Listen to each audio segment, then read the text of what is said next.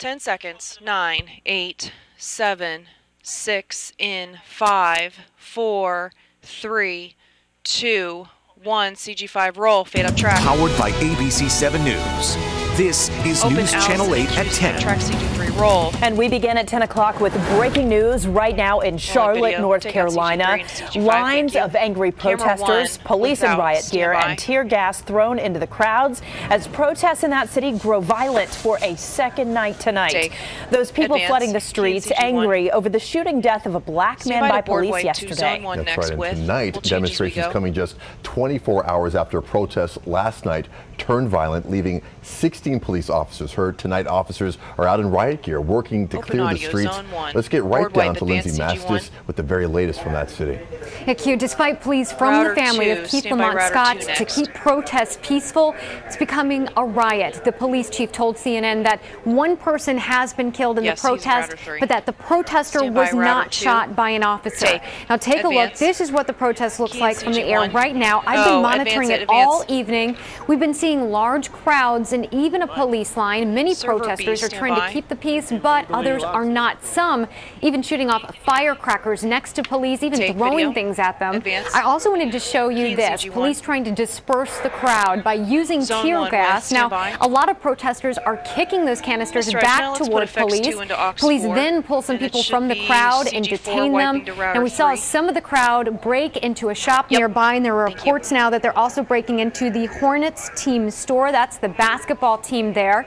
And earlier they tried to storm into a lobby of a hotel. This is all happening in the center of Charlotte, where there's a popular mall which includes shops, restaurants, residences, and hotels. Police are telling the crowd that they need to leave or risk being arrested. I'm going to continue to monitor developments and keep you updated. Live in the newsroom, I'm Lindsay Mastis. Okay, Lindsay, thank you very much. And we're following some more breaking news. This is closer to home tonight after 3 people were shot in Suitland. Tim Barber just got to the scene. Tim, what are police saying so far about this? Stand by your CG1. Well, the suspect is still on the loose, which is the priority for these police officers out here. The crime scene investigators are also on the scene. This is their van right here. And just beyond this crime scene tape, you can actually see one of the yellow evidence markers in the street there, if we can give you that look. This happened within the last couple hours. Now, there are lots of apartments surrounding this street here. So this is an access point for dozens and dozens of apartments. It is still not clear yet if they have witnesses to this shooting or surveillance video or who even pulled the trigger or why. I just spoke with investigators within the last hour. This is what they had to say. Track B, take. Again, it's still very early in the investigation. As you can see, this is just went out not too long ago. So our detectives are working diligently to find out suspects and motive in this particular incident. Go, take, advance. And we're going to keep following up with detectives about those two key pieces of information there. As soon as we get a motive for this crime or a suspect description, we'll let you know right away. Reporting live in Prince George's County, Tim Barber, News Channel 8 at 10. All right, Tim, here's an update for you at home. Investigators have finally identified the 7th and final victim of that deadly apartment explosion in Silver Spring last month. She is 40-year-old Saida Ibrahim. Last month's blast killed 7 people, including 2 kids. The official investigation is still underway, but a gas leak is believed to be responsible. Well, a developing story from Prince George's County tonight, where police are investigating after a child was hit by a car. Skytrack 7 was over the scene on Route 4 and Donnell Drive in Forestville. A medical helicopter was called for this 9-year-old, but we are told the child's injuries are not life-threatening. The driver did stay on the scene, and no word yet on any possible charges. A change at the top of Prince George's County Schools. The district's chief of staff out of a job tonight. His removal comes after issues with the county's Head Start program, but that's just one of many problems the district is facing right now. The district also under fire after yet another claim of abuse on a school bus. The allegations that a private nurse punched a special needs student. And all of that coming after the massive sex abuse scandal involving a volunteer at an elementary school. Tim Barber has a look at what comes next for the troubled school system. School districts usually focus on education, but this year Prince George's County Public Schools has been embroiled in controversy after controversy. Today our camera is rolling while the district chief of staff, George Margolis, packed up his car, forced to resign by his boss. School CEO Kevin Maxwell. This following allegations Margolis tried to slow the flow of information about this year's Head Start controversy. Some leaders say that resignation is not enough. And if the county executive will not hold the superintendent accountable, then the board should. Just leave the banner. Educate our kids and protect our kids. We're failing. And yes, we I already should not have just it set let up. this go on. Some parents say the district has had enough changes. No this problem. mom would not show her face because her son was in the Head Start program that just lost millions of dollars of funding following allegations of abuse. I mean, PG County has a lot of regrouping they need to do. What is that? And I'm a product of PG County. This year, the district has also had a child sex abuse scandal, and just this week, allegations a privately hired nurse punched a special needs student on a bus. Tim Barber, News Channel 8 at 10. Stand by, camera 1. Take. Cue. All right, time now to talk about our weather out there. And I know it's going to be officially fall, but will it feel like fall is the question. It's going to slowly start to feel like it, but not necessarily tomorrow. Take. Okay. Okay, I promise you by the weekend you're going to say, hey, autumn has arrived. Outside we go right now. Here are your 10 o'clock temperatures, 71 at Chevy Chase. Same at Waldorf, Edgewater at 72, Herndon at 71 degrees. Show you your night owl forecast if you have anywhere to go as you move through the overnight hours. Temperatures slowly fall through the 70s. Will be in the 60s, northern and western suburbs, and wouldn't be surprised the further west you go, way out west, upper 50s. Now waking up tomorrow morning, grab the sunglasses. Clouds are going to hang around at least during the early morning hours. More sunshine through the midday and late afternoon with highs around 80 to 85 degrees. We're talking about a warm up and then a big cool down. More on that coming up in just a few minutes. Stand by. Open house. We'll see you then, Steve. Thank you. Well, it is a repair project that will have a huge impact on commutes all over the area. In just about 2 hours, crews will be closing down a portion of Beach Drive right near Rock Creek Park. It's a 3-year project to give some much-needed rehab to the road that so many people frequent in their evening and their morning commutes. The work will be done in 4 stages. Tom Rousey live with a look at the changes that will start come midnight. So it's almost here, Tom. Take. It is, yeah. We're less than 2 hours away right now. You know, a lot of folks use Beach Drive. That direction is upper northwest, also the Maryland suburbs. A lot of folks are used to coming southbound here, and they're used to being able to just go straight along Beach Drive at this light. But starting tomorrow, and frankly starting at midnight, you're not going to be able to do that. You can see some of the cones are already out there. You're going to have to either make the left, if you can show the cones, Joe, and you're going to have to make the left on Park Road, or there's one other option you can do. You can also come this way and make a right here on Tilden Street, just for a landmark, the old mill. If you've ever seen the Pierce Mill, it's right down here. That's a big landmark here in Rock Creek Park. But you're going to have to either go this way or that way. You're not going to be able to just keep going straight on Beach Drive. On the other end of things, to the south here, here's video of where it's going to be shut down starting again at midnight. So if you're headed north on Rock Creek Parkway, you may have seen there's a lot of folks who work out to your left side. They do pull-ups, that kind of thing. Right around that spot, the Calvert Street exit, that's where you're no longer going to be able to go straight and go on Beach Drive. Instead, you're going to have to go to the left.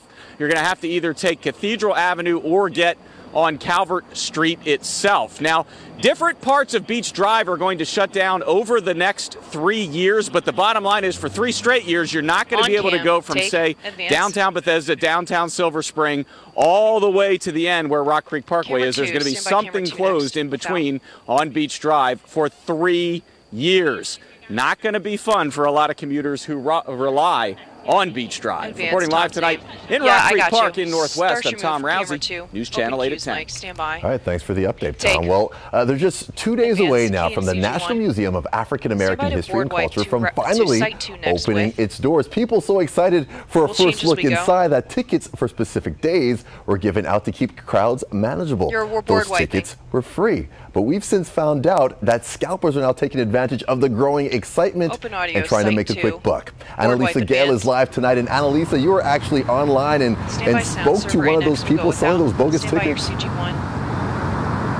Q, that's right. I spoke to several of those individuals selling those tickets tonight. As you can see, preparations are underway here for the exciting weekend. At least a half a dozen people are selling tickets that are free for money on Craigslist. Track A, take, advance. I was just sitting at my computer ready to click the mouse. After waiting patiently for free tickets, Paul Donnelly will celebrate one of D.C.'s largest celebrations this weekend with his father, Thurman, who is visiting from Chicago. For African Americans in the United States, I'm sure that there are many who share my thinking that they never thought they would see it. The opening of the Smithsonian's National Museum of African American History and Culture will attract people from all over the world, and with that, scalpers are taking advantage of the historic moment. We found one person in the D.C. area selling 48 of the free tickets for $65 a piece on Craigslist.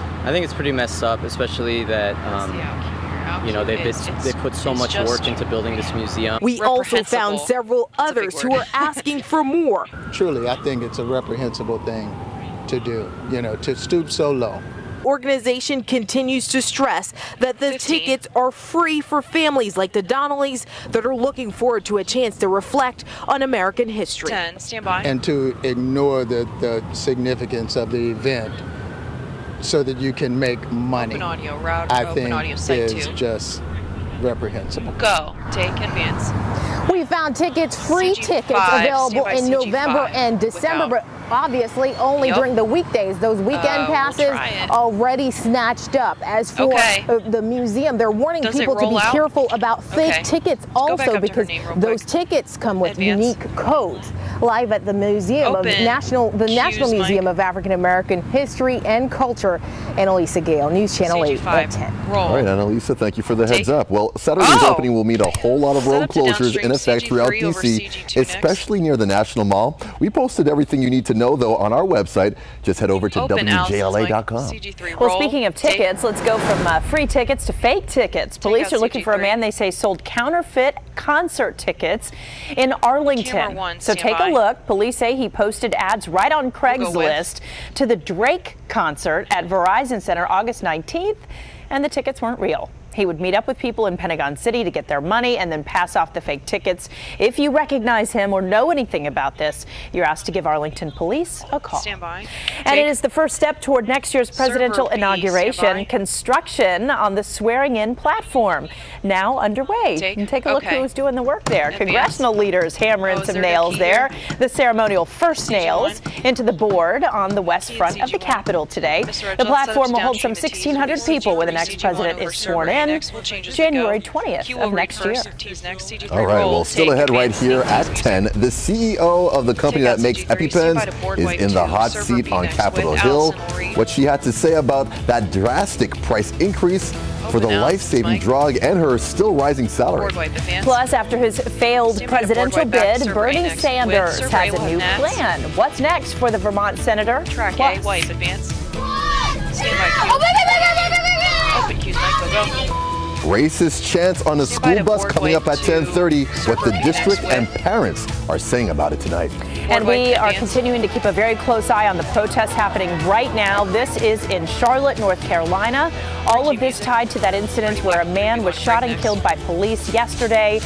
Moments ago, police confirming an officer has been injured in these protests. Tear gas has been used. At least one business was looted. Stay with News Channel 8 at 10. We'll have complete coverage of what's happening in Charlotte just ahead. Ready and resolve. 5, 4, 3, 2, 1. Go to break.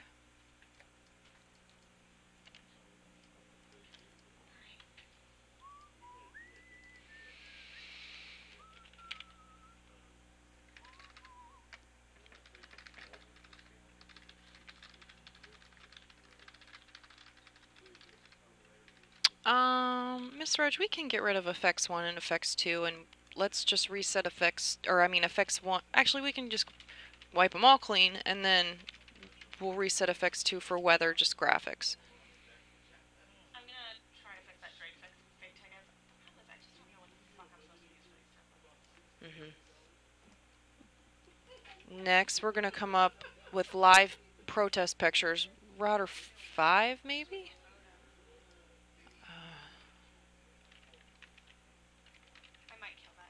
Okay. Okay.